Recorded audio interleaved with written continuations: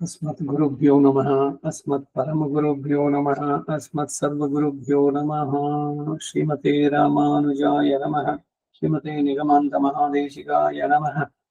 श्रीमते वेदांत रामानुज महादेशिकाय नमः। ನಿತ್ಯ ಕರ್ಮಗಳು ಆ ಶೀರ್ಷಿಕೆಯಲ್ಲಿ ಎರಡನೆಯ ಕಂತು ಇವತ್ತು. ಎಲ್ಲರಿಗೂ ನಮಸ್ಕಾರ.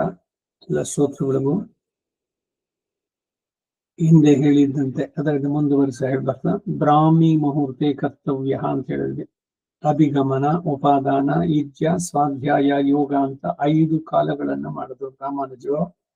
ಅದನ್ನ ಆಧರಿಸಿ ಪಂಚಕಾಲ ಪ್ರಕಾಶಿಕ ಅಂತ ಕೂಡ ಆಮೇಲೆ ಗ್ರಂಥಗಳು ಇವೆಲ್ಲ ಬಂದಿದೆ. ಈಗ ಬ್ರಾಹ್ಮಿ ಮುಹೂರ್ತೆ ಕರ್ತವ್ಯ, ಬೆಳಗ್ಗೆ ಬೇಗ ಹೇಳ್ಬೇಕು. ಎಷ್ಟೊತ್ತಿಗೆ ಹೇಳ್ಬೇಕು? 3 ಗಂಟೆಗೆ ಹೇಳ್ಬೇಕು. 3 ಗಂಟೆಗೆ ಅಲಾರಾಮ್ ಇಟ್ಕೊಳ್ಳಿ, ಹೇಳಿ.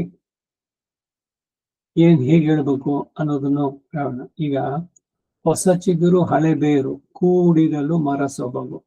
ಹಾಗೆ ಹೊಸ ಯುಕ್ತಿ ಹಳೆ ತತ್ವ ಎರಡು ಸೇರಿದ್ರೆ ಋಷಿ ವಾಕ್ಯದೊಡನೆ ವಿಜ್ಞಾನ ಕಲೆ ಮೇಳವಿಸೆ ಜಸಬು ಜನಜೀವನಕ್ಕೆ ಮಂಕುತಿಮ್ಮಾನ. ಸೊ ಹಿಂದೆ ಹೇಳಿದ್ದೇ ಅವರುಗಳದು ಈಗಿನ ಕಾಲಕ್ಕೆ ಈಗ ಅನ್ವಯ ಮಾಡ್ಕೋಬಹುದು ಅಂತ. ಬ್ರಾಹ್ಮಿ ಮುಹೂರ್ತ ಅದು ಬಹಳ ಶ್ರೇಷ್ಠವಾದ್ದು, ಸತ್ವೋದ್ರಿಕ್ತವಾದಂತಹ ಕಾಲ. ಅದಕ್ಕಾಗಿ ಬೆಳಗ್ಗೆ ಬೇಗ ಮಾಡಬೇಕು. ಲೌಕಿಕವಾಗಿ ನೀವು ನೋಡಿದ್ರು ಕೂಡ 3 ಗಂಟೆಗೆ ಯಾವ ಗಲಾಟೆನೂ ಇರೋಲ್ಲ, ಮನಸ್ಸು ಪ್ರಸನ್ನವಾಗಿರುತ್ತೆ. ಆವಾಗ ನೀವು ಮಾಡುವಂತ ಸಾಧನೆಗೆ ವಿಶೇಷವಾದ ಫಲಗಳುಂಟು. ಬೇಕಿದ್ರೆ ನೀವು ಆಮೇಲೆ ಮಲಕೊಳ್ಳಿ, ನಿದ್ದೆ ಕಡಿಮೆ ಆಯ್ತು ಅಂತಂದ್ರೆ. ಹೇಳ್ಬೇಕು. ಹೇಗೆ ಹೇಳ್ಬೇಕು? ಬಲಭಾಗಕ್ಕೆ ತಿರುಗಿ ಎಡಗೈಯನ್ನು ಊರಿ ನಿಧಾನಕ್ಕೆ ಎದ್ದು ಕೂತ್ಕೊಳ್ಳಿ. ಮೊದಲು ಕೈ ನೋಡ್ಕೊಳ್ಳಿ. ಕರಾಗ್ರೆ ವಸತೆ ಲಕ್ಷ್ಮಿ, ಕರ ಮಧ್ಯೆ ಸರಸ್ವತಿ, ಕರಮೂಲೆ ಸ್ಥಿತೆ ಗೌರಿ ಅಥವಾ ಗೋವಿಂದ, ಪ್ರಭಾತೆ ಕರದರ್ಶನಂ. ಕೈಯನ್ನ ನೋಡ್ಕೊಳ್ಳೋದು. ಆಮೇಲೆ ಶ್ರೀ ಹರಿರ್ ಹರಿಹಿ ಹರಿರ್ ಹರಿಹಿ ಹರಿರ್ ಹರಿಹಿ ಹರಿಹಿ, ಈ ಹರಿಯನ್ನ ನಾಮ ಸಂಕೀರ್ತನೆ 7 ಬಾರಿ ಮಾಡ್ಬೇಕು. 1 ಸಲ ಹೇಳ್ಬೇಕಾದ್ರೆ 7 ಸಲ ಬಂದಿದೆ. ಶ್ರೀ ಹರಿರ್ ಹರಿಹಿ 2 ಆಯ್ತು, ಹರಿರ್ ಹರಿಹಿ 4, ಹರಿರ್ ಹರಿಹಿ 6, ಹರಿಹಿ. ಹೀಗೆ 7 ಬಾರಿ ಹೇಳ್ಬೇಕು. 7 × 7 49 ಬಾರಿ. ಮರುದ್ಗಣಗಳ ಲೆಕ್ಕ 49 ಮರುತ್ತುಗಳು. ಆ ರೀತಿ ಮೊದಲು ಹರಿನಾಮ ಸಂಕೀರ್ತನೆ, ಅದಾದ್ಮೇಲೆ ಹರಿಯಷ್ಟಕವನ್ನ ಹೇಳಬೇಕು. ಇದು ಭಕ್ತ ಪ್ರಹ್ಲಾದ ರಚಿಸಿದ್ದು. ಹರಿರ್ ಹರತಿ ಪಾಪಾನಿ ದುಷ್ಟಚಿತ್ತೈರಪಿ ಸ್ಮೃತಃ ಅನಿಚ್ಛಯಾಪಿ ಸಂಸ್ಪೃತ್ಯೋ ದಹತ್ಯೇವ ಹಿ ಪಾವಕಃ. ಸ ಗಂಗಾ ಸ ಗಯಾ ಸೇತು ಸ ಕಾಶಿ ಸ ಚ ಪುಷ್ಕರಂ ಜಿಹ್ವಾಗ್ರೇ ವರ್ತತೆ ಯಸ್ಯ ಹರಿರಿತ್ಯಕ್ಷರದ್ವಯಂ ವಾರಣಸ್ಯಾಂ ಕುರುಕ್ಷೇತ್ರೇ ನೈಮಿಷಾರಣ್ಯ ಏವ ಚ ಯತ್ಕೃತಂ ತೇನ ಯೇನೋಕ್ತಂ ಹರಿರಿತ್ಯಕ್ಷರದ್ವಯಂ ಪೃಥಿವ್ಯಾಂ ಯಾನಿ ತೀರ್ಥಾನಿ ಪುಣ್ಯಾನ್ಯಾಯತನಾನಿ ಚ ತಾನಿ ಸರ್ವಾಣ್ಯಶೇಷಾಣಿ ಹರಿರಿತ್ಯಕ್ಷರದ್ವಯಂ ಕವಂ ಕೋಟಿ ಸಹಸ್ರಾಣಿ ಹೇಮಕನ್ಯಾ ಸಹಸ್ರಕಂ ತತ್ತಂ ಸ್ಯಾತ್ತೇನ ಯೇನೋಕ್ತಂ ಹರಿರಿತ್ಯಕ್ಷರದ್ವಯಂ ಋಗ್ವೇದೋಥ ಯಜುರ್ವೇದಃ ಸಾಮವೇದೋಪ್ಯಥರ್ವಣಃ ಅಧೀತಂತೇನ ಯೇನೋಕ್ತಂ ಹರಿರಿತ್ಯಕ್ಷರದ್ವಯಂ ಅಶ್ವಮೇಧೈರ್ಮಹಾಯಜ್ಞೈರ್ನರಮೇಧೈಸ್ತಥೈವ ಚ ಇಷ್ಟಂ ಸ್ಯಾತ್ತೇನ ಯೇನೋಕ್ತಂ ಹರಿರಿತ್ಯಕ್ಷರದ್ವಯಂ ಪ್ರಾಣಪ್ರಯಾಣಪಾಥೇಯಂ ಸಂಸಾರಂ ವ್ಯಾಧಿನಾಶನಂ ದುಃಖಾತ್ಯಂತ ಪರಿತ್ರಾಣಂ ಹರಿರಿತ್ಯಕ್ಷರದ್ವಯಂ ಬದ್ಧಃ ಪರಿಕರಸ್ತೇನ ಮೋಕ್ಷಾಯ ಗಮನಂ ಪ್ರತಿ ಸಗದುಚ್ಚಾರಿತಂ ಯೇನ ಹರಿರಿತ್ಯಕ್ಷರದ್ವಯಂ ಹರ್ಯಷ್ಟಕಮಿದಂ ಪುಣ್ಯಂ ಪ್ರಾತರುತ್ಥಾಯ ಯಃ ಪಠೇತ್ ಆಯುಷ್ಯಂ ಬಲಮಾರೋಗ್ಯಂ ಯಶೋ ವೃದ್ಧಿಶ್ಚಿಯಾವಹಂ ಪ್ರಹ್ಲಾದೇನ ಕೃತಂ ಸ್ತೋತ್ರಂ ದುಃಖಸಾಗರ ಶೋಷಣಂ ಯಃ ಪಠೇನ್ ಸ ನರೋ ಯಾತಿ ತದ್ವಿಷ್ಣೋ ಪರಮಂ ಪದಂ ಅಂತ.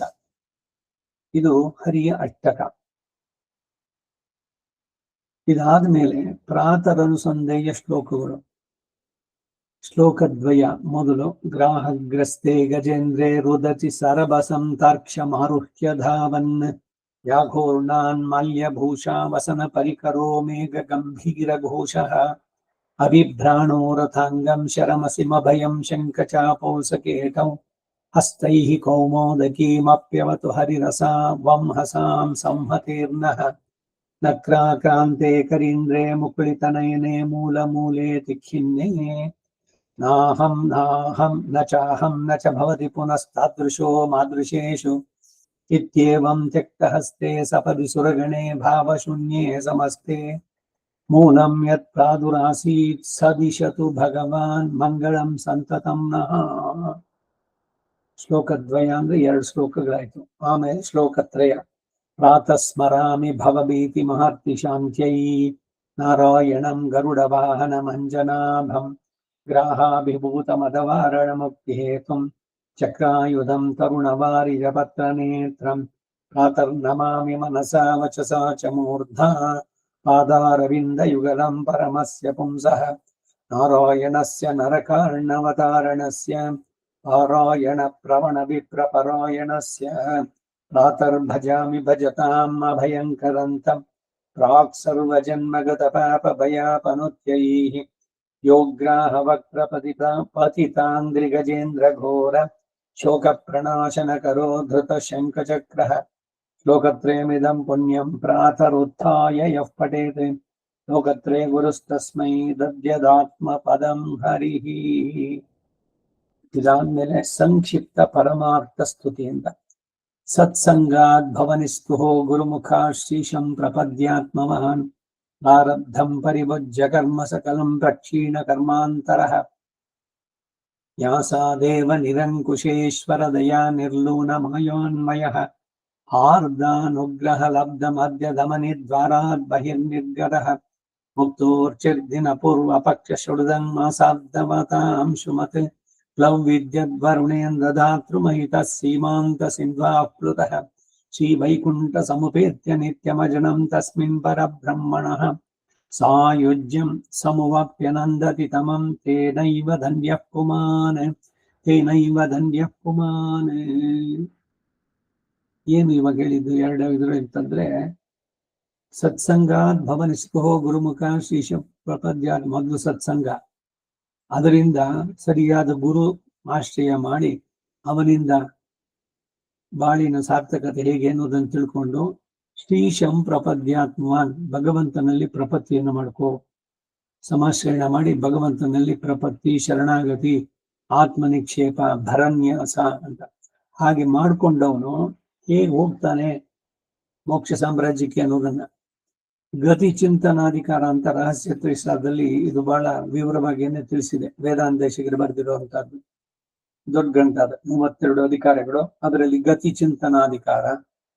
ಪ್ರತಿದಿನ ಈ ಗತಿ ಚಿಂತನೆ ವೈಷ್ಣವ ತೇನೈವ ಧನ್ಯ ಪುಮಾನ್, ಅವನೇ ಧನ್ಯ ಅಲ್ವೇ. ಎಲ್ಲ ಕರ್ಮ ಇದ್ರದ್ದು ಶರೀರವನ್ನು ಬಿಟ್ಟು ಅರ್ಚಿರಾದಿ ಗತಿನಲ್ಲಿ ಅವನು ಹೇಗೆ ಹೋಗ್ತಾನೆ ಅನ್ನೋದನ್ನ ಅಲ್ಲಿ ಎಲ್ಲ ಹೇಳ್ತಾ ಬಂದಿದ್ದು.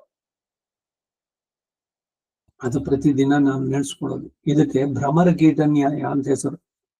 ಭ್ರಮರ ಅಂದ್ರೆ ದುಂಬಿ ಇದೆಯಲ್ಲ, ಒಂದು ಇನ್ಸೆಕ್ಟ್, ಯಾವುದೋ ಒಂದು ಲಾರ್ವಾ ಗಿಡದಲ್ಲಿ, ಅದನ್ನು ತಂದು ಬಿಟ್ಟು ಗೂಡು ಕಟ್ಟಿ ಅದ್ರೊಳಗಡೆ ಹಾಕಿ ಅದಕ್ಕೊಂದ್ಸಲಿ ಕುಟಕ್ ಬಿಡುತ್ತೆ. ಒಂದ್ಸಲಿ ಆಗಿತ್ತಲ್ಲ, ಮತ್ತೆ ಅದು ಅಂತ ಸುತ್ತಾ ಇದ್ರೆ ಯಾವಾಗ್ಲೂ ಇನ್ನು ಮತ್ತೆ ಯಾವಾಗ ಇದು ಮತ್ತೆ ಇನ್ನೊಂದ್ಸಲಿ ಕುಟುಕುತ್ತು ಅಂತ ಆ ಒಳಗಡೆ ಇರುವಂತ ಕೀಟ ಏನಿದೆ ಇದರ ಚಿಂತನೆಯಲ್ಲಿ ಆಗಿ ಕಡೆಗೆ ಅದು ಭ್ರಮರವೇ ಆಗತ್ತೆ ಅಂತ. ಹಾಗೆ ಒಳ್ಳೆಯ ಚಿಂತನೆ ಮಾಡ್ತಾ ಮಾಡ್ತಾ ಮಾಡ್ತಾ ನಮಗೂ ಆ ಅರ್ಚಿರಾದಿ ಮಾರ್ಗದ ಗತಿ ಸಿಗಲಿ ಅಂತ. ಇದು ಭ್ರಮರ ಕೀಟ ನ್ಯಾಯ. ಅದಕ್ಕಾಗಿ ಗತಿ ಚಿಂತನಾಧಿಕಾರ. ಇದಿಷ್ಟು ಬೆಳಗ್ಗೆ ಹೇಳುವಂತಹದ್ದು. ಇದ್ರ ಜೊತೆಗೆ ಪ್ರಹ್ಲಾದ, ನಾರದ, ಪರಾಶರ, ಪುಂಡರೀಕ, ವ್ಯಾಸ, ಅಂಬರೀಷ, ಶುಕ, ಶೌನಕ, ಭೀಷ್ಮ, ದಾಲ್ಭ್ಯಾನ್, ರುಕ್ಮಾಂಗದ, ಅರ್ಜುನ, ವಿಭೀಷಣಾದೀನ್ ಪುಣ್ಯಾನಿಮಾನ್ ಪರಮ ಭಾಗವತಾನ್ ಸ್ಮರಾಮಿ. ಅಹಲ್ಯ, ದ್ರೌಪದಿ, ಸೀತಾ, ತಾರಾ, ಮಂಡೋದರಿ ತದ ಪಂಚಕನ್ಯಾ ಸ್ಮರಿ ನಿತ್ಯಂ ಮಹಾಪಾತಕ ನಾಶನಂ. ಇವೆಲ್ಲ ಹೇಳಿ ಆಮೇಲೆ ಈಗ ಇವಾಗ ಎಲ್ಲರೂ ಮಂಚದ ಮೇಲೆ ಮಲ್ಗೋದು. ಹಿಂದೆ ಎಲ್ಲ ನಾವೆಲ್ಲ ನೆಲದ ಮೇಲೆ ಹಾಸ್ಕೊಂಡು ಹಾಸಿಗೆನ ಬೆಳಗ್ಗೆ ಎದ್ದ ತಕ್ಷಣ ಹಾಸಿಗೆಯನ್ನು ಸುತ್ತಿಟ್ಟು ಅದ್ರ ಜಾಗದಲ್ಲಿ ಇಟ್ಟು ಆಮೇಲೆ ಬರ್ತಾ ಇದ್ವಿ. ಸೊ ಇವಾಗ ಮಂಚದ ಮೇಲೆ ಮಲಗಿದ್ರೆ ಕಾಲ್ ಕೆಳಗೋದಕ್ಕೆ ಮೊದಲೇ ಸಮುದ್ರ ವಸನೆ ದೇವಿ ಪರ್ವತಸ್ತನ ಮಂಡಲೆ ವಿಷ್ಣು ಪತ್ನಿ ನಮಸ್ತಭ್ಯಂ ಪಾದ ಸ್ಪರ್ಶಂ ಕ್ಷಮಸ್ವಮೆ ಅಮಾಭುದೇವಿ, ನಿನ್ನ ಮೇಲೆ ಕಾಲಿಡ್ತಾ ಇದ್ದೀನಿ, ನಮಸ್ಕಾರ, ನಿನಗೆ ನನ್ನ ಕ್ಷಮೆ ಇರಲಿ ಅಂತ ಕ್ಷಮಸ್ವಮೆ ಅಂತ ಕೇಳಿ ಭೂಮಿಯನ್ನ ಕಣ್ಣು ಗೊತ್ಕೊಂಡು ಆಮೇಲೆ ನಿಧಾನಕ್ಕೆ ನಡೆದು ಬರ್ಬೇಕು. ಕೇಳೋದು ಅಷ್ಟೇ, ನಿಧಾನಕ್ಕೆ ಹೇಳ್ಬೇಕು. ಮಲಗಿರ್ತೀರಿ, ಸಡನ್ ಎದ್ರೆ ತಲೆ ಸುತ್ತು ಬರುತ್ತೆ ವಯಸ್ಸಾದ್ಮೇಲೆ. ಅದರಿಂದ ಎಲ್ಲದಕ್ಕೂ ಸ್ವಲ್ಪ ಸಮಯ ಮಾಡಿಕೊಂಡು ಆಮೇಲೆ ಎದ್ದು ಪ್ರಾತಃ ವಿಧಿಗಳು ಅದರದಕ್ಕೆ ಶುರು ಮಾಡಿದ್ರು. ಈ ಹೇಳ್ಬೇಕಾದ್ರೆ ಹೇಳಿದ್ನಲ್ಲ ಅದು 1-2 ನಿಮಿಷ ಕುತ್ಕೊಂಡು ಆಮೇಲೆ ಮಾಡೋದು. ಈ ಸ್ತೋತ್ರಗಳನ್ನೆಲ್ಲ ಹೇಳೋದು ತುಂಬಾ ಹೆಚ್ಚು ಹೊತ್ತೇನಾಗೋಲ್ಲ. ಇದೆಲ್ಲ ನೀವು ಮೊದಲು ಅಭ್ಯಾಸ ಮಾಡಿ ಕಂಠಪಾಠ ಮಾಡ್ಕೊಂಡ್ರೆ ಎಲ್ಲ ಒಂದು 5-10 ನಿಮಿಷ. ಅಷ್ಟರಲ್ಲೂ ಕೂಡ ಬೇಕಾದ್ರೆ ನೀವು ಹೊದ್ಕೊಂಡಿರೋ ಇದನ್ನ ಮಡಿಸಿ ಎಲ್ಲ ಇಟ್ಟು ಹಾಸಿಗೆ ಮೇಲೆ ಇನ್ನೊಂದು ಏನ್ ಕರ್ಟನ್ ಬೆಡ್ಶೀಟ್ ಏನು ಹಾಕ್ತಿರೋ ಅದನ್ನ ಮಾಡಿ ಸಿದ್ಧ ಮಾಡಿಬಿಟ್ಟು ಅದನ್ನ ನೋಡೋದಕ್ಕೆ ಶಿಸ್ತು ಡಿಸಿಪ್ಲೀನ್ ಮಾಡ್ಕೊಂಡು ಆಮೇಲೆ ಬರ್ಬೇಕಾದ್ದು ದಂತಧಾವನ, ಮಲಮೂತ್ಸರ್ಜನ ವಿಧಿ. ಒಂದೊಂದೇನೆ ಬಹಳ ಡೀಟೇಲ್ ಆಗಿ ಈ ಸ್ಮೃತಿಕಾರರು ಎಲ್ಲ ತಿಳಿಸಿದ್ದಾರೆ. ಅನೇಕ ಗ್ರಂಥಗಳಲ್ಲಿ ಎಲ್ಲ ಇದೆ. ದಂತಧಾವನ ಬೆಳಗ್ಗೆ ಮಾಡಬೇಕು, ಹಲ್ಲುಚ್ಕೊಳ್ಳಕ್ಕೆ, ಬಹಿರ್ದೇಶಕ್ಕೆ ಹೋಗುವಂತ ಮಲಮೂತ್ರ ವಿಸರ್ಜನೆ. ಇದಕ್ಕೂ ಅಷ್ಟೇನೆ, ಏನೋ ನಾನು ಕಾಫಿ ಕುಡಿದ್ರೆ ಅಥವಾ ಬಾಳೆಹಣ್ಣು ತಿಂದ್ರೆ ಇನ್ನೇನೋ ಆದ್ರೆ ಪ್ರೆಷರ್ ಬರುತ್ತೆ, ಏನಿಲ್ಲ. ವಿಚಿತ್ರ ದೇಹ ಸಂಪತ್ತಿ ಭಗವಂತ ಕೊಟ್ಟಂತಹದ್ದು. ಒಂದು ಇನ್ಲೆಟ್ಟು ಒಂದು ಔಟ್ಲೆಟ್ ಇದೆ. ಮನಸ್ಸಿನಲ್ಲಿ ಏನು ಅನ್ಕೋಬೇಡ, ಅಯ್ಯೋ ನನ್ಗಾಗೋಲ್ಲ, ಅದಾಗೋಲ್ಲ, ಇದಾಗೋಲ್ಲ ಅನ್ನೋದನ್ನೆಲ್ಲ ತೆಗೆದಾಕ್ಬಿಟ್ಟು ಆರಾಮಾಗಿ ಕುಕ್ಕುಟಾಸನ ಯೋಗದಲ್ಲಿ ಒಂದ್ ಸ್ವಲ್ಪ. ಕುಕ್ಕುಟಾಸನ ಅಂದ್ರೆ ಈಗ ನಾವು ಸಂಧ್ಯಾ ವಂದನೆಯಲ್ಲಿ ಆಚಮನ ಮಾಡ್ಬೇಕಾದ್ರೂ ಅಷ್ಟೇ, ಕೋಡಿ ಹೇಗೆ ಕೂತಿದ್ಯೋ ಆ ರೀತಿನಲ್ಲಿ. ಮಲಾಸನ ಅಂತ ಕೂಡ ಯೋಗದಲ್ಲಿ ಹೇಳ್ತಾರೆ. ಒಂದು 5 ನಿಮಿಷ ಕೆಳಗಡೆ ಆ ರೀತಿ ಕುಳಿತುಕೊಂಡ್ರೆ ಒಳ್ಳೇದು. ಹಿಂದೆ ಎಲ್ಲ ಇಂಡಿಯನ್ ಕಮೋಡ್ಗಳಿದ್ದಾಗ ಕಾಲು ಮಾಡಿಸಿ ಕುಕ್ಕರ್ ಗಾಲಿನಲ್ಲಿ ಕೂತ್ಕೊಳ್ತಾ ಇದ್ವಿ. ಮಲ ವಿಸರ್ಜನೆ ಸುಲಭವಾಗಿ ಆಗ್ತಾ ಇತ್ತು. ಈ ಅಮೆರಿಕನ್ ವೆಸ್ಟರ್ನ್ ಕಮೋಡ್ಗಳು ಬಂದ ಮೇಲೆ ಈಗ ಅವರುಗಳು ತಿಳ್ಕೊಂಡು ಮುಂದ್ಗಡೆ ಒಂದು ಸ್ಟೋಲ್ ಇಡ್ತಾರೆ. ನೀವು ಕಾಲ್ ಮೇಲೆ ಕೆತ್ತಿದ್ರೆ ಅದು ಕುಕ್ಕುಟಾಸನದ ತರನೇ ಆಗುತ್ತೆ. ಸೊ ಈಸಿ ಡೆಫಿಕೇಶನ್ ಆಗೋದಕ್ಕೆ ಸಾಧ್ಯವಾಗುತ್ತೆ. ಅದಕ್ಕೆ ಏನ್ ಮಾಡ್ಬೇಕು ಅಂದ್ರೆ ಮಲಮೂತ್ಸರ್ಜನೆ ಮೊದಲು ದಂತಧಾವನ, ಹಲ್ಲುಚ್ಕೊಳ್ಳುವಂತದ್ದು ಬೆಳಗ್ಗೆ ಮಾಡೋದು. ಇದು ಇನ್ನು ಬಹಳ ಶ್ರೇಷ್ಠವಾದದ್ದೇನು ಅಂದ್ರೆ, ನಾನು ಹಿಂದಿಂದು ಈಗಿಂದು ಎರಡನ್ನೂ ಸೇರಿಸ್ಕೊಂಡು ಹೇಳ್ತಾ ಇದ್ದೀನಿ ಅನ್ನೋದಕ್ಕೆ. ರಾತ್ರಿ ಮಲಗೋಕ್ ಮೊದಲು ಒಂದ್ಸಲಿ ಬ್ರಷ್ ಮಾಡಿ. 2 ಸಲಿನೂ ಪೇಸ್ಟ್ ಹಾಕ್ಬೇಕಾಗಿಲ್ಲ. ಇಲ್ಲ ರಾತ್ರಿ ಪೇಸ್ಟ್ ಹಾಕೊಂಡ್ರೆ ಬೆಳಗ್ಗೆ ಬರೀ ಸುಮ್ಮನೆ ಒಂದ್ಸಲಿ ಬ್ರಷ್ ಮಾಡಿದ್ರು ಸಾಕು. ಮಾಡಿ ಆಮೇಲೆ ಒಂದ್ ಸ್ವಲ್ಪ ಉಪ್ಪು ನೀರಿನಲ್ಲಿ ಒಂಚೂರು ಗಾರ್ಗಲ್ ಮಾಡ್ಬಿಟ್ಟು ಮಲಗ್ಕೊಳ್ಳಿ. ಬಾಯಿ ಶುದ್ಧವಾಗಿದ್ರೆ ಆ ಪೂರ ದೇಹ ಆರೋಗ್ಯ ಕಂಪ್ಲೀಟ್ ಇರುವಂತದ್ದು. ಯಾಕೆಂದ್ರೆ ಏನನ್ನು ತಿಂದು ರಾತ್ರಿ ಶಯನ ವಿಧಿ ಅಂತ ಬರುತ್ತೆ ಕಡೆಯಲ್ಲಿ, ಅದರಲ್ಲಿ ಮಲಗುವ ವಿಧಾನವನ್ನ ತಿಳಿಸೋಣ. ಈ ರಾಮಾನುಜರ ನಿತ್ಯ ಗ್ರಂಥದಲ್ಲಿ ತಿಳಿಸಿದಂತೆ ಅದು ಆ ರೀತಿಯಲ್ಲಿ. ಯಾಕೆ ರಾತ್ರಿ ಹಲ್ಲುಜ್ಜೋದು ಅಂತಂದ್ರೆ, ಬಾಯಿ ಶುದ್ಧವಾಗಿರುತ್ತೆ ಒಂದು 8 ಗಂಟೆ ಕಾಲ. ಅಥವಾ ನೀವು ಸ್ವಲ್ಪ ಬೇಗ ಇರೋದು, ರಾತ್ರಿ ಬೇಗ early to bed and early to rise. 9 ಗಂಟೆ ಹೊತ್ತು ಮಲ್ಕೊಂಡು ಬೆಳಗ್ಗೆ ಬೇಗ ಹೇಳ್ಬೋದು.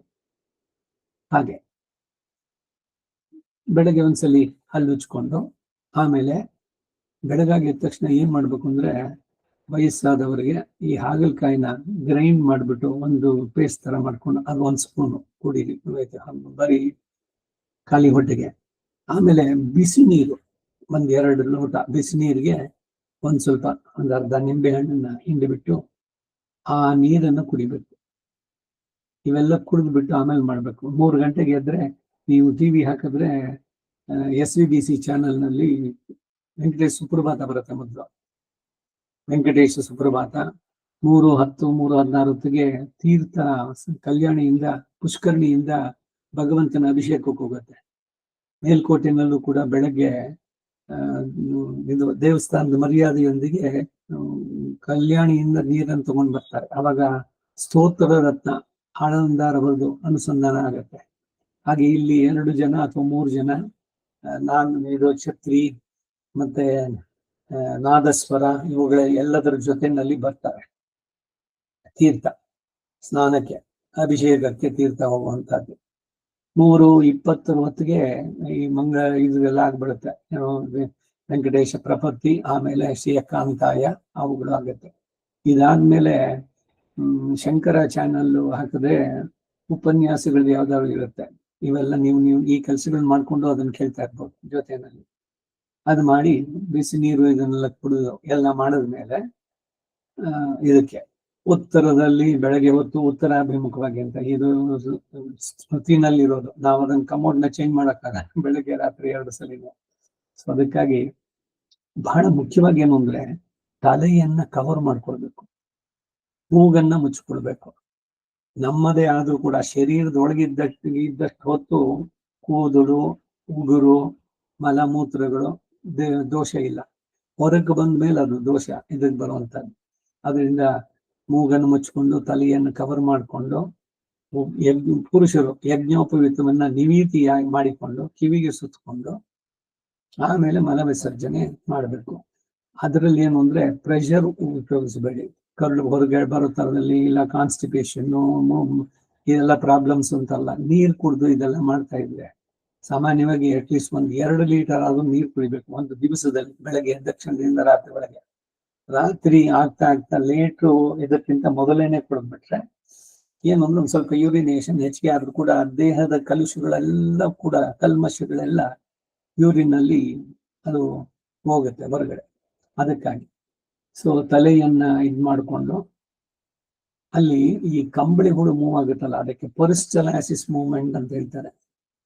ಮನಸ್ಸನ್ನ ಕಾಮಾಗಿ ಇಟ್ಕೊಂಡು ಒಂದ್ ಸ್ವಲ್ಪ ಡೀಪ್ ಬ್ರೆತ್ಸ್, 4-5 ಉಸಿರಾಟ, ನಿಧಾನಕ್ಕೆ ಪೂರಕ, ನಿಧಾನಕ್ಕೆ ರೇಷಕ, ಹಾಗೆ ಮಾಡ್ತಾ ಕೂತಿದ್ರೆ ತಾನಾಗಿ ಸುಲಭವಾಗಿ ಮಲ ವಿಸರ್ಜನೆ ಆಗುತ್ತೆ.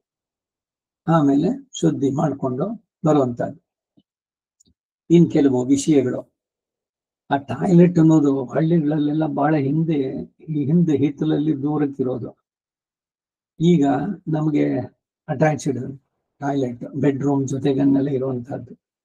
ಆ ಟಾಯ್ಲೆಟ್ ಒಳಗಡೆ ಕಾರ್ಪೆಟ್ ಅದು ಇದು ಹಾಕ್ಬಿಡಿ. ಮಲಮೂತ್ರ ವಿಸರ್ಜನೆ ಆದ್ಮೇಲೆ ಕಾಲ್ ತೊಳ್ಕೊಬೇಕು. ಅಲ್ಲೊಂದು ಟವಲ್ ಇಡಿ ಸಪರೇಟ್ ಆಗಿ, ಬಾತ್ ಟವಲ್, ಇದಕ್ಕೆ ಹ್ಯಾಂಡ್ ಟವಲ್. ಕಾಲ್ ತೊಳ್ಕೊಂಡು ಆಮೇಲೆ ಬಾಯಿ ಮುಕ್ಕಳಿಸಿ ಒಂದು ಹೊರಗೆ ಕಾಲನ್ನ ಅದೇ ಒರೆಸ್ಕೊಂಡು ಆಮೇಲೆ ಬರುವಂತದ್ದು. ಬಹಳ ಮುಖ್ಯವಾದದ್ದೇನು ಅಂದ್ರೆ ಆ ಟಾಯ್ಲೆಟ್ ಹೋಗುವಂತ ಜಾಗ ಇದೆಲ್ಲ, ಅದು it is not A reading room. ಅಲ್ಲಿ ಕೂತ್ಕೊಂಡು ಕತೆ ಪುಸ್ತಕನೋ ನ್ಯೂಸ್ ಪೇಪರು ಅದು ಇದು ಓದೋಕ್ ಹೋಗ್ಬೇಡಿ. ಎಷ್ಟು ಬೇಗ ಆದಷ್ಟು ಮುಗಿಸ್ಕೊಂಡ್ ಬನ್ನಿ. ವೈದಿಕವಾಗಿಯೂ ಸರಿ, ಲೌಕಿಕವಾಗಿಯೂ ಸರಿ. ನೀವೊಬ್ರು ಹೋಗಿ ಕೂತ್ಕೊಂಡ್ಬಿಟ್ರೆ ಏನ್ ಮನೆಯಲ್ಲಿ ಎಷ್ಟು ಟಾಯ್ಲೆಟ್ಗಳಿರುತ್ತೆ, ಇನ್ನು ಬೇರೆಯವ್ರು ಹೋಗ್ಬೇಕು ಅಂದ್ರೆ ಅವ್ರಿಗೂ ತೊಂದರೆ. ಹಾಗಾಗಿ ಹೆಚ್ಚು ಹೊತ್ತು ಅಲ್ಲಿ ಮಾಡಬಾರ್ದು. ಮೂಗನ್ನು ಮುಚ್ಕೋಬೇಕು ಅಂದ್ರೆ ಯಾಕೆಂದ್ರೆ ಆ ಸ್ಮೆಲ್ ಅನ್ನು ಕೂಡ ನೀವು ಮಾಡಬಾರ್ದು. ಈಗ ಕೊರೋನಾ ಬಂದಾಗ, ಆ ಮೆಡಿಕಲ್ ಇದ್ರಲ್ಲಿ ಬಂದಾಗ ಇಷ್ಟೆಲ್ಲ ಭಯ. ನಿಮಗೆ ಹ್ಯಾಂಡ್ ವಾಶ್ ಮಾಡ್ಕೊಂಡು ಒಂದೊಂದ್ಸಲಿನೂ ತೊಳ್ಕೊಂಡು ಎಷ್ಟೆಲ್ಲ ಮಾಡ್ಬೇಕು. ಇದೆಲ್ಲ ನಮ್ಮಲ್ಲೂ ಹಿಂದೆ ಇದ್ದಿದ್ದೇನೆ. ಟಾಯ್ಲೆಟ್ ಹೋಗ್ಬಿಟ್ಟು ಬಂದ್ಮೇಲೆ ಡೈರೆಕ್ಟ್ ಆಗಿ ಆ ಮಗ್ಗನ್ನು ಚೊಂಬನ್ನು ಮುಟ್ತಾ ಇರ್ಲಿಲ್ಲ. 2 ಕೈನ ಮಣಿ ಕಟ್ಟಿದೆಯಲ್ಲ ರಿಸ್ಟ್, ಆ ಜಾಗದಲ್ಲಿ ಅದನ್ನ ಇಟ್ಕೊಂಡು ಕೈಗೆ ನೀರು ಬಿಟ್ಕೊಂಡು ಆಮೇಲೆ ಕಾಲು ತೊಳೆದು ಆಮೇಲೆ ಬಾಯಿ ಮುಕ್ಕಳಿಸಿ ಆಮೇಲೆ ಬರುವಂತದ್ದು. ಹಿಂದೆ ಎಲ್ಲರ ಇದು ಭುಜದ ಮೇಲೆ ಒಂದು ಟೌಲ್ ಇರೋದು. ಏನ್ ಉದ್ದೇಶ ಅಂದ್ರೆ ಇದಕ್ಕೆ ಹೋಗಿ ಬಂದಾಗ ಬರ್ಸ್ಕೊಂಡು ಕಾಲನ್ನೆಲ್ಲ ಆಮೇಲೆ ಒಳಗಡೆ ಬಂದು ಆಚಮನವನ್ನ ಮಾಡಬೇಕು. ಇದು ಬರೀ ಪುರುಷರಿಗಷ್ಟೇ ಅಲ್ಲ, ಸ್ತ್ರೀಯರಿಗೂ ಕೂಡ. ಪುರುಷರಿಗೆ ಶ್ರೌತಾಚಮನ, ಸ್ತ್ರೀಯರಿಗೆ ಸ್ಮಾರ್ತಾಚಮನ. ಏನು ಇದು ಶ್ರೌತ ಸ್ಮಾರ್ತ ಅಂದ್ರೆ? ಶ್ರೌತ ಅಂದ್ರೆ ವೇದದಲ್ಲಿ ಹೇಳಿದಂತೆ, ಅಂದ್ರೆ ಓಂ ಅಚ್ಯುತಾಯ ನಮಃ, ಓಂ ಅನಂತಾಯ ನಮಃ ಅಂತ ಹೇಳ್ಕೊಂಡು ಅವರು ಮಾಡ್ತಾರೆ. ನೀವು ಬರೀ ಅಚ್ಯುತಾಯ ನಮಃ, ಇಲ್ಲ ಸಮಾಶ್ರಯಣ ಆಗಿದ್ರೆ ಅಚ್ಯುತಾಯ ನಮಃ ಅದನ್ನ ಹೇಳಿ 12 ನಾಮದಿಂದ ಒಂದೊಂದು ಅಂಗವು ಭಗವಂತನಿಗೆ ಅಂತ ನೆನಪಿಸ್ಕೊಡೋದು. ನಾವು ನಮಗಾಗಿ ಅಲ್ಲ. ಅಹಂ ನಾರಾಯಣಾಯ ಭವೇಯಂ ನ ಮಮಸ್ಯಾಂ ಅಂತ ಇರುವಂತಹದ್ದು. ಅಷ್ಟಾಕ್ಷರಿಯ ಸಂದೇಶ ಇಷ್ಟೇನೆ. ನಾನು ಇರುವುದು ನಾರಾಯಣಗಾಗಿ, ನನಗಲ್ಲ ಅನ್ನೋದನ್ನ ನಮ್ಮ ಆಚರಣೆನಲ್ಲೂ ಮಾಡಿ ತೋರಿಸುವಂಥದ್ದು. ಅದರಿಂದ ಆಚಮನ ಮಾಡಿ ಬಂದು ಮಾಡುವಂಥದ್ದು. ಇದು ಪ್ರಾತರ್ ವಿಧಿಗಳಲ್ಲಿ ಮೊದಲು ಮಾಡಬೇಕಾದ್ದು. ಆಮೇಲೆ ಬಂದು ನೀವು ಮೊದಲೇ ನೀರು ಕುಡ್ದಿರ್ತೀರೋ, ಬಿಸಿನೀರು ಇಲ್ಲ ಆಮೇಲೋ ಅದನ್ನ ಮಾಡಿ ಆಮೇಲೆ ಏನೋ ನೆಕ್ಸ್ಟ್ ಸ್ನಾನ ಕರ್ಮಕ್ಕೆ ಹೋಗುವಂಥದ್ದು. ಇವತ್ತಿಗೆ ಇಷ್ಟಕ್ಕೆ ಇಟ್ಕೊಳ್ಳೋಣ. ಇನ್ನೇನು ವಿಷಯ ಹೇಳುವಂಥದ್ದು ಅಂದ್ರೆ ಅದೇ ಏನು ಅಂದ್ರೆ ಮಲ ವಿಸರ್ಜನೆಗೆ ಮುನ್ನ ಕುಕ್ಕರ್ಗಾಲ್ನಲ್ಲಿ ಕೂತ್ಕೊಳ್ಬೇಕು. ಅಲ್ಲಿ ಏನು ದಂತಧಾವನ ವಿಧಿ ಅಂತ ಹೇಳಿದೆ, ಅದ್ರಲ್ಲಿ ಏನ್ ಹೇಳುತ್ತೆ ಅಂದ್ರೆ ಕೂತ್ಕೊಂಡೇನೆ ಹಿಂದೆಲ್ಲ ಬೇವಿನ ಕಡ್ಡಿ ಇದೆಲ್ಲ ಇಟ್ಕೊಂಡು ಅದ್ರಲ್ಲಿ ಮಾಡ್ತಾ ಇದ್ವಿ. ಯಾವ ಇದನ್ನು ಉಪಯೋಗಿಸಬಹುದು ಅಂತ. ಟೂತ್ ಬ್ರಷ್ಗಳು ಹಿಂದೆ ಇರಲಿಲ್ಲ, ಈಗ ನಾವು ಟೂತ್ ಬ್ರಷ್ ಉಪಯೋಗಿಸಬಹುದು. ಆದ್ರೆ ಆ ರೀತಿ ಕೂತ್ಕೊಂಡಾಗ ಏನಾಗುತ್ತೆ ಅಂದ್ರೆ ಮಲ ವಿಸರ್ಜನೆಗೆ ಬಹಳ ಸುಲಭವಾಗತ್ತೆ. ಪ್ರೆಷರ್ ಬರೋಲ್ಲ, ಕಾಫಿ ಕುಡಿದ್ರೇನೆ ಆಗೋದು, ಬಾಳೆಹಣ್ಣು ತಿಂದ್ರೆ ಆಗೋದು, ಇವೆಲ್ಲ ಏನೂ ಇಲ್ಲ. ಮನುಷ್ಯ ಸಹಜವಾಗಿ ಇದಾಗುವಂಥದ್ದು. ನೀವು ಯಾವ ರೀತಿನಲ್ಲಿ ನಿಮ್ಮ ಶರೀರವನ್ನು ಉಪಯೋಗಿಸ್ಕೊಳ್ತೀರೋ ಅದರ ಮೇಲೆ ಅದು ಅದಕ್ಕೆ ಸರಿಯಾಗಿ ಪ್ರತಿಸ್ಪಂದಿಸುತ್ತೆ. ಮನಸ್ಸೇವ ಮನುಷ್ಯಾಣ ಕಾರಣಂ ಬಂಧಮೋಹಯೋ ಅಂತ. ಸೊ ಅದಕ್ಕೆ ಮನಸ್ಸನ್ನ ಚೆನ್ನಾಗಿಟ್ಕೊಳ್ಳೋದು. ಸಯೇವ ಸರ್ವಶಾಸ್ತ್ರಜ್ಞ ಯಸ್ಯ ಶಾಂತ ಮನಸ್ಸದಾ. ಮನಸ್ಸು ಯಾವಾಗಲೂ ಶಾಂತವಾಗಿರ್ಬೇಕು. ಆ ರೀತಿ ಇದ್ರೆ ಎಲ್ಲವೂ ಕೂಡ ಅಷ್ಟೇ, ಶರೀರವೂ ಕೂಡ ಸರಿಯಾಗಿ ಪ್ರತಿಸ್ಪಂದಿಸುತ್ತೆ. ಸೊ ಅದರಿಂದ ಇದಿಷ್ಟು ಇವತ್ತಿನ ಚಿಂತನೆಗೆ ಇಟ್ಕೊಳ್ಳೋಣ. ಸರ್ವಂ ಶ್ರೀ ವಾಸುದೇವಾರ್ಪಣಮಸ್ತು. ಮತ್ತೆ ಮುಂದಿನ ಸಂಚಿಕೆಯಲ್ಲಿ ಕಂತಿನಲ್ಲಿ ನೋಡೋಣ. ಎಲ್ಲರಿಗೂ ನಮಸ್ಕಾರ.